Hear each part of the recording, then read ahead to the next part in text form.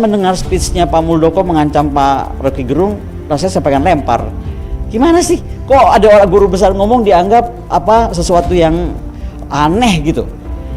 Nah, nilai kepemimpinan sendiri tuh kenapa buat saya tuh dari awal tidak pernah bicara soal politik dinasti. Nggak pernah.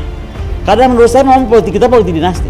Pengamat militer Koni Rahakundini Bakri mengkritik keras Muldoko dan juga Gibran Rakabuming Raka di depan Rocky Gerung. Ia mengaku aneh dengan Muldoko yang menganggap kritikan Rocky Gerung dan para guru besar dianggap aneh. Ia lalu menyinggung soal Gibran dan keluarga dinasti. Ia mengaku sejak awal tidak pernah berkomentar soal politik dinasti karena menurutnya itu sudah biasa di Indonesia dengan mencalonkan anak di partai hingga kepala daerah. Ia juga mengaku tidak pernah berkomentar soal Prabowo. Baginya, pemandangan Prabowo bisa maju menjadi presiden karena Amerika Serikat mengizinkan ia dihapuskan HAM-nya. Tapi ia berbicara keras soal Gibran. Yang saya bicarakan, dan saya nggak bicara soal Prabowo. Buat saya kemarahan Prabowo itu bisa maju jadi presiden bukan harus kepada siapapun di sini, kepada Amerika Serikat yang mengizinkan dia dihapuskan HAM-nya. Makanya saya nggak pernah bicara soal Prabowo. Coba perhatikan, dari awal saya nggak pernah. Tapi saya bicara keras soal Gibran.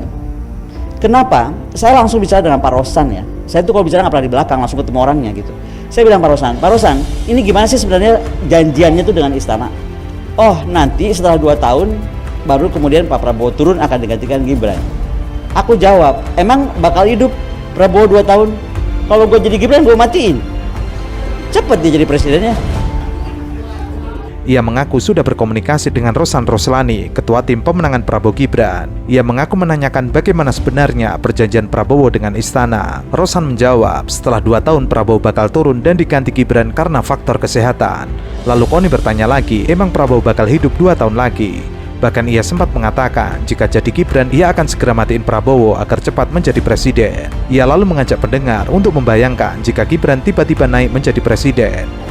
Jadi maksud saya tuh, kita logik lah. Nah, kenapa saya mesti ngomong ini? Kita harus gambarkan ya, kalau tiba-tiba Gibran jadi pemimpin. Pemimpin itu harus punya 12 nilai kepemimpinan. Dia harus jujur, transparan, menjunjung tinggi prinsip moral dan etika.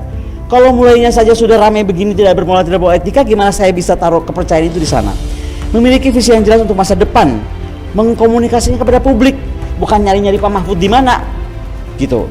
Memahami kebutuhan dan kekhawatiran masyarakat yang berempati pada rakyatnya, mampu untuk menganalisis situasi, bagaimana dia bisa beradaptasi pada sesuatu yang terjadi, dan bagaimana keterampilan komunikasinya itu harus ada. Nggak bisa kita punya pemimpin yang bicaranya sangat terbatas, ya nggak tahu, tanya aja. Sekalinya ngomong salah. Menurutnya, pemimpin itu harus punya 12 nilai kepemimpinan. Pertama, harus jujur, transparan, menjunjung tinggi prinsip moral dan etika. Kalau mulainya saja sudah membuat ramai Indonesia dengan tidak membawa etika, bagaimana masyarakat akan percaya kepemimpinannya? Selanjutnya, memiliki visi yang jelas untuk masa depan, lalu bisa mengkomunikasikan kepada publik, bukan hanya mencari jawaban Mahfud di mana.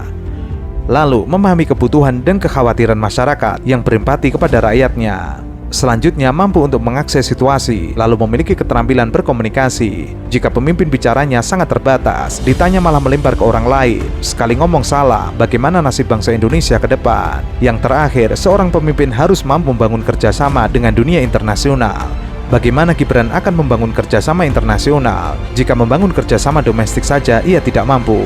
Belum lagi bisa menerima kritik, mengakui keberagaman. Jika ada masukan akademik itu harusnya ia pelajari, bukan malah dianggap serangan. Nah, kemarin bagaimana membangun memelihara kemitraan internasional dan domestik? Bagaimana dia membangun kemitraan internasional yang domestik aja dia tidak bisa mampu bangun gitu? Bagaimana menghadapi tantangan dan kritik yang harusnya sebenarnya diterima karena untuk kebaikan bangsa ini? Bagaimana berpikir strategis, mengakui keberagaman. Jadi ada pendapat akademik yang berbeda itu bukan serangan, tetapi sebuah masukan yang harusnya dia pelajari dan bertanggung jawab kepada rakyatnya dengan melakukan keterbukaan. Kalaupun ada kesalahan dia mampu dan mengakui apa kesalahannya. Keterlibatan atau keberpihakan dari aparat tidak boleh sama sekali. Jadi sekarang suara-suara apalagi misalnya tokoh perempuan hebat lah, Najwa Shihab ya, sudah juga merasa dia diserang, ini kan udah nggak bener gitu. Kok suara masyarakat jadi siapa yang berbeda dianggap jadi musuh, itu kan jadi nggak betul. Padahal kita katanya harus riang gembira. Ya sudahlah, kalau riang gembira nggak pakai tekanan-tekanan, nggak pakai kayak gitu. Oke, bahkan sampai ke level RT juga diintimidasi. Pengamat militer Koni Rahakundini Bakri mengatakan bahwa demokrasi di Indonesia tidak sedang baik-baik saja. Orang yang mengatakan kebenaran pasti akan diancam. Padahal Indonesia sudah berada di jalan yang lurus untuk menjadi negara yang lulus dalam berdemokrasi. Menurut Koni, mengutip pernyataan Gubernur Lemhanas bahwa 7 pemilu lagi Indonesia akan lulus menjadi negara yang demokrasi. Namun, sejak tragedi pencalonan Gibran Rakabuming Raka di MK, hal tersebut membuyarkan segalanya. Masyarakat yang gelisah itu, mereka nggak diam. Yang satu mungkin lupa kalau kita mau pakai kegilaan untuk terus memakai cara-cara tidak betul. Jangan salah, sekarang itu udah abad medsos ya. Yang saya bilang berapa kali, orang misalnya kelihatan diem, tetapi dia sebenarnya bergerak banyak. Jadi contoh apa saja yang tidak benar itu sekarang masif diberitakan gitu. Jadi walaupun sekarang masyarakat seolah-olah lagi kayak kaget kalau aparat itu tadi atau ASN ikut cawe-cawe, tapi jangan salah, ketika masyarakat ini bergerak, itu yang saya pernah bilang dalam satu wawancara, people power bisa terjadi karena komunikasi kita udah demikian cepat dan demikian masif dan mungkin nggak bisa kebaca juga. Ya kan, gitu. Ia lalu menyebut apa yang terjadi di Mahkamah Konstitusi adalah drama Korea. Meskipun dibuat drama MK1, MK2 hingga MK3, maka hasil keputusannya akan sama. Ia lalu menyindir, mendingan ia mencalonkan Jan Edes, putra Gibran Rakabuming Raka, untuk menjadi bupati termuda atau wali kota termuda. Koni lalu mengkritisi persiapan dari pemerintah dalam menghadapi pemilu 2024. Alasannya, sebelum pemilu, Kominfo kecolongan dengan pencurian big data oleh orang-orang yang tidak bertanggung jawab. Padahal menurut Koni, data masyarakat Indonesia telah diserap oleh aplikasi Peduli Lindungi. Belum lagi terjadi perubahan personil di dalam Kominfo. Hal itulah yang membuat Koni agak tidak percaya dengan kemampuan negara dalam menjaga big data bangsa Indonesia. Beberapa babinsa itu malah hampir semua babinsa sudah di drop kendaraan motor 4-wheel drive misalnya gitu. Kok 4-wheel drive ya 2-wheel drive gitu yang bisa off-road gitu kan. Lalu udah dibekali juga cukup banyak uang lah untuk. Nah, ini kan pertama pertanyaannya adalah siapa, kemudian dari mana anggarannya, kan kayak gitu-gitu. Karena yang lalu-lalu kan kita nggak dengar sampai sebegitu gitu. Atau lagi sampai ada kejadian RT yang berani menolak. RT berani menolak, kemudian divideokan. Ya. Betul. Terus ada lagi juga berita bahwa RT di daerah Solo kalau nggak salah itu dibagi uang sudah.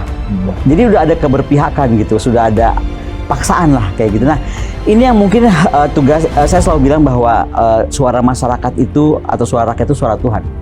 Jadi boleh aja kita pede dengan uang, dengan kekuasaan, tapi itu nggak bisa terus terjadi. Dan TNI Polri pun juga hati-hati. Menurut saya ya, kalau sampai berani bermain-main, sekali lagi loh, kita lihat komparasi aja lah. Ketika rakyat bergerak agak berat, pasti. Ia menilai pada masa kampanye pemilu 2024 yang sudah berjalan, banyak peristiwa yang berlawanan dengan regulasi yang berlaku. Menurutnya, politik pemilu demokratis sudah hampir sulit diraih dalam pemilu 2024 karena ada instrumen kekuasaan yang akan menggunakan instrumen lain dalam pertarungan. Ia menyoroti terdapat banyak kejadian yang sebenarnya melanggar hukum, tetapi tidak dituntaskan dengan baik oleh pemerintah. Salah satunya soal Gibran Rakabuming Raka yang menjadi pendamping Prabowo. Ia menyoroti majunya Gibran yang juga wali kota Surakarta benar-benar menelanjangi Mahkamah Konstitusi secara terang-terangan karena membuat sebuah keputusan jelas cacat hukum yang mengatakan kemunculan Gibran Rakabuming Raka sebagai capres juga mempermalukan institusi MK. Hal itu karena aturan yang disahkan melalui putusan MK menyatakan batas usia minimal capres dan cawapres paling rendah 40 tahun atau sedang menduduki jabatan yang dipilih melalui pemilihan umum termasuk pemilihan kepala daerah. Terpilihnya Gibran itu masuk menjadi cawapres itu kan kita tahu banyak ketidaksahannya. Kalau boleh diulang begitu ya. Bayangkan beberapa hari lalu ada TikTok beredar seorang ibu-ibu di Papua loh. Ya kan, yang menyatakan bahwa tidak masuk akal saya. Kalau pamannya dihukum karena dia memberikan keputusan yang salah, lalu kenapa keputusan tidak dianulir? Lalu ada anak kecil yang juga protes misalnya, kenapa Habib-Habib yang saya hormati kemudian seolah-olah bisa dibeli. Nah, hal-hal kayak gitu itu kan sebenarnya adalah ekspresi masyarakat yang sudah mereka tuh kan aku bilang mereka tuh cerdas tapi mungkin nggak punya ruang bicara. Tapi sekarang dengan era medsos mereka bisa bicara. Menurut Koni, putusan MK itu problematik dan tidak netral. karena jelas ada kepentingan pihak tertentu di situ. Terkait dengan netralitas presiden, ia mengatakan pernyataan tersebut diucapkan di tempat yang tidak pas, yaitu di depan Panglima dan mengambil background prajurit TNI, karena TNI adalah institusi yang harusnya netral dalam pemilu. Koni mengaku dirinya paham pesan yang akan disampaikan dengan background militer seperti itu. Seharusnya itu haram dilakukan oleh seorang presiden sebagai panglima tertinggi, meskipun ada undang-undang yang mengatur. Namun menurut Koni, itu kampanye untuk dirinya sendiri, bukan untuk orang lain, apalagi anaknya. Terjadi kemunduran demokrasi. Kemudian bagaimana aparat itu sekarang kok kayaknya gini ya, contohnya misalnya yang Mayor Teddy. Waktu kasus Mayor Teddy ini kan saya sedang di luar negeri ya, jadi saya juga hanya melihat sekilas aja deh waktu bagaimana debat itu berlangsung gitu. Terus saya lihat dia cuma pakai baju biru dan salah tempat duduk, bahasa saya kayak gitu. Terus saya kebetulan waktu itu telepon Kapuspen, kok bisa kejadian seperti itu? Aduh, Bu Koni kayak nggak tahu aja katanya. Ini kan dia mayor lah gitu, dan dia kan mengawal Menhan. Nah, aku bilang di sini nih masalahnya, berarti dia nih mengawal Menhan atau mengawal calon presiden. Satu. Kedua, kenapa dia mesti pakai baju sesuai dengan tim ses? Warnanya tim TKN. Betul, TKN, karena setahu aku di buku saku TNI itu seorang TNI siapapun dia mendekat aja ke arah poster atau foto dengan poster atau apalah yang menunjukkan keberpihakan itu nggak boleh gitu.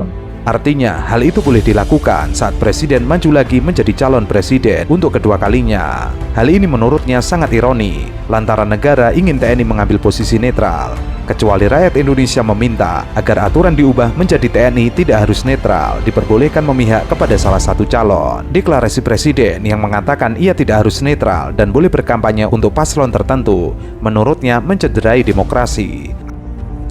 Nah, jadi kalau saya ada masalah keduanya adalah sebenarnya yang salah nih apakah si paslonnya ataukah Pak Jokowinya? Kalau saya kok tetap nyalain Pak Jokowi. Karena dan ini saya bahas di TVRI ya. Karena begini, sebenarnya pekerjaan Menhan tuh nggak bisa nyambi. Sama persoalan menjadi capres itu juga nggak bisa nyambi. Artinya you have to drop one or the other gitu. Sementara kan yang mengizinkan itu kan adalah Presiden Jokowi. Nah, sekarang kalau seorang mayor aja bisa jadi bingung dia tuh ada di mana hari ini dan mesti apa, bagaimana dengan yang lain? Jadi menurut saya persoalan bersama tadi persoalan Gibran yang sampai sekarang masih dipaksakan. Makanya kalau ada yang bilang gini, Bu Koni tuh kayaknya nggak ini banget sama paslon itu deh. Oh salah, aku bilang dari awal aku udah ngomong, namanya paslon itu udah suratan Tuhan. Kita udah nggak bisa ngapa-ngapain. Tapi calonnya sampai sekarang saya nggak bisa terima dan saya masih menganggap Tempo itu benar ini anak haram. Ya anak haram gitu loh. Anak haram demokrasi. Anak haram demokrasi, bukan anak haram demokrasi. Dan itu membuat saya yakin masyarakat semakin gelisah, apalagi karena posisi anak haram demokrasi ini juga banyak dimaklumi dan diiyakan masyarakat. Itu mungkin akhirnya terjadi apa yang disebut sekarang intimidasi lah atau keterlibatan ini dan itu.